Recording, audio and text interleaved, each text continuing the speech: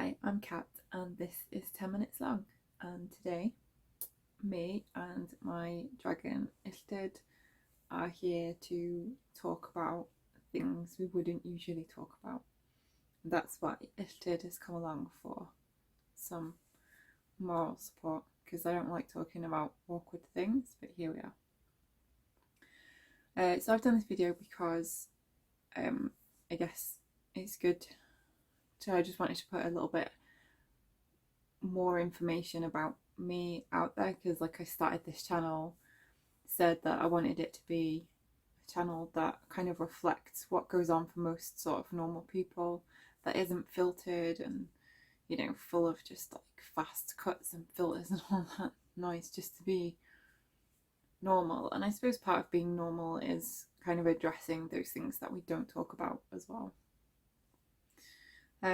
So there's a few things about me that I don't really bring up in conversation.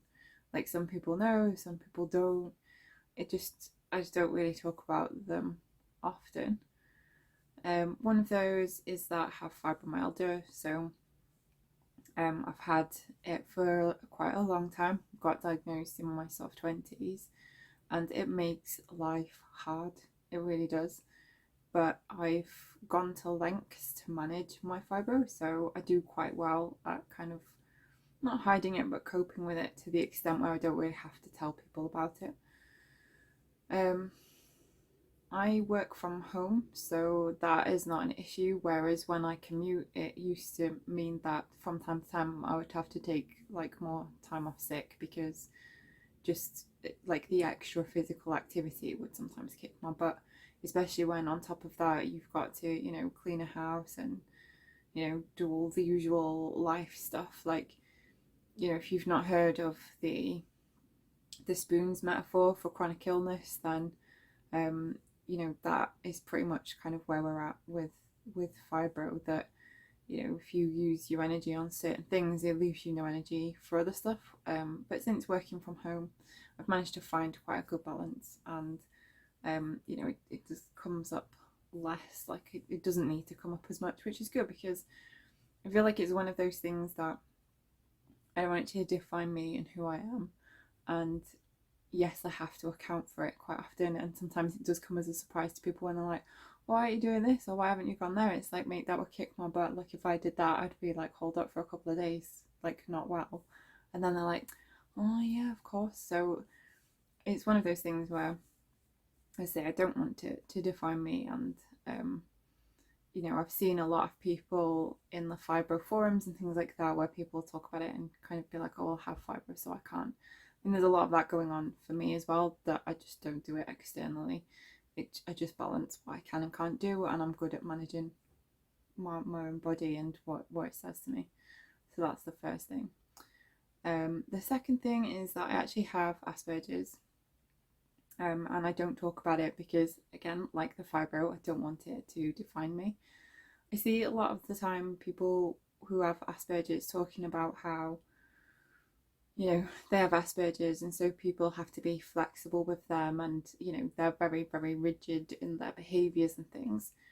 And don't get me wrong, I get that. I have some very rigid behaviours myself, and, you know, I need a routine, and I'm very strict about that routine, and I'm very inflexible with it. But we're not averse to change. Like, people with Asperger's are able to change and are able to adapt to change. But I see people who kind of are like really, really out there, who have Asperger's, who, you know, will tell everybody and don't kind of mind shouting about it. They tend to be a lot more inflexible, and sometimes I get a bit sort of like, look, we are able to change and adapt. Like, it's not comfortable, it's not easy, but we can do it. And sometimes it's easy for people to kind of use these things as kind of like reasons for not being able to change, whereas I just don't think that's for me. I don't talk about it because I found out that I had Asperger's later in life, and when I found out, I said to my psychiatrist, does that mean I have to go and tell everybody? Because that feels a bit too much like confrontation, which I'm really bad at. And she said to me something which I've held to ever since, which is, you've had Asperger's all your life. It doesn't change who you are.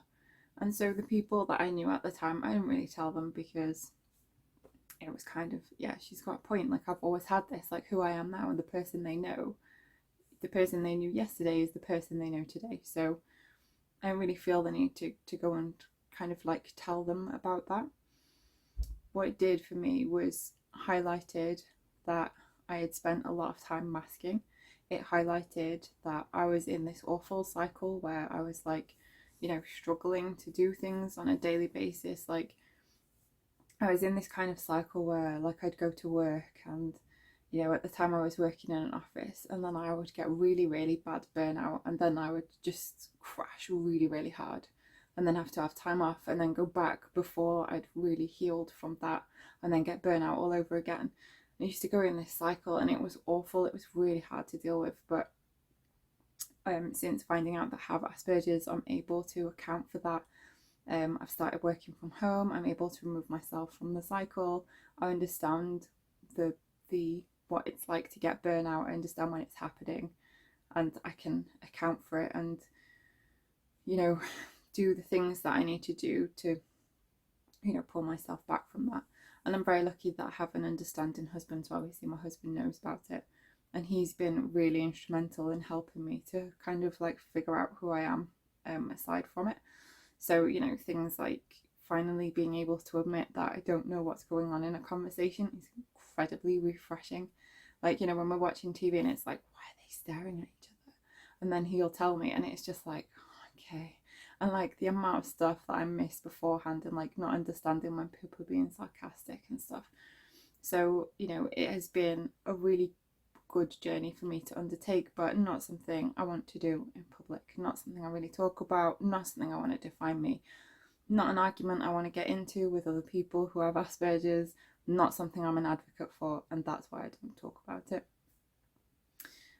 Something else I don't talk about is that I have hydrogenitis suppurativa. Hydrogenitis is a skin condition. That means that I have boils in really horrible places, like under my armpits, in my groin, and my butt. Just like anywhere you wouldn't want boils, that's where I get boils. It's called hydrogenitis, and it's basically an immune response. So my immune system attacks itself and causes inflammation, which causes the boils.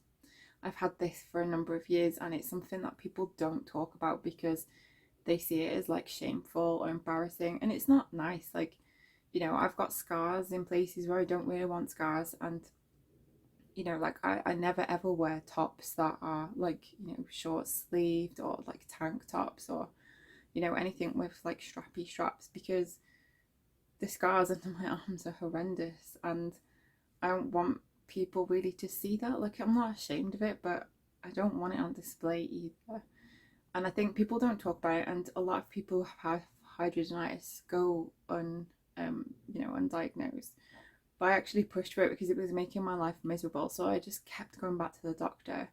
And it wasn't like, go to the doctor, oh, you've got hydrogenitis. It was really bad. It was like, go to the doctor. They're like, oh, not sure, have some cream. And then that doesn't work. And then you go back and they're like, oh, not sure, have some antibiotics. And then that doesn't work. And then you go back. So it was a lot of faff. But in the end, I got diagnosed. But it took 2 years to get that diagnosis. And in those 2 years, it was just horrendous. It was just like course of antibiotics after antibiotics, cream after cream. Nothing was working. There were times when I couldn't put clothes on because it was so painful. Couldn't put a bra on, couldn't put my pants on. Like, it was just really bad. So if you have anything like that, just push for it.